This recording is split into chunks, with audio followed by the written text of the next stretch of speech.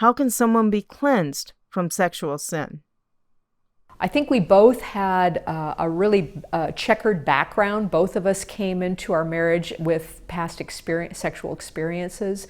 Because we really became Christians much in our 20s. So actually, I was 19 when I became a Christian. I think Joe was 20 when he became a Christian. So it was a lot later for us, and we'd already kind of had a life. And I think that absolutely had things that it's like when you do things outside of God's will, it leaves a scar on your soul.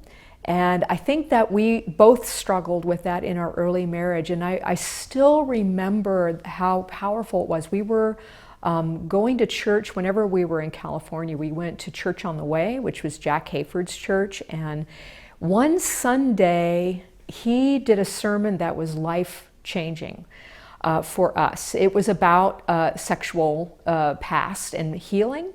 And he went through his sermon. He was using the scripture from Hebrews where it says, "He will cleanse us of a guilty conscience and wash our bodies with pure water." And he used that. It's from Hebrews chapter 10.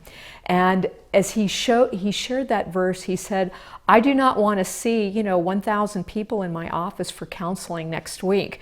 He said, "So I'm going to show you what you need to do. If you've had problems in your past with sexual sin, I want you to go home. I want you to go into your prayer closet alone. If you're married, I still want you to go into your prayer closet alone.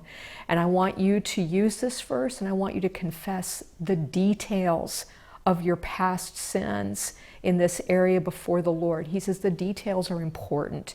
So as you confess these details and you ask God to forgive you for the things of your past, He will then wash you, your conscience and your body, and He will cleanse you so that you're able to move forward.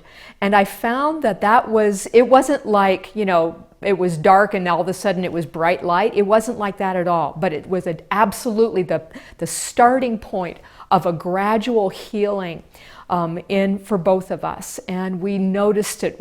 We did notice that. We said, wow, yeah, we're actually getting better. God is doing a restoration in us. And that was so strong. It was a deep conviction at that time that God can heal us of these things.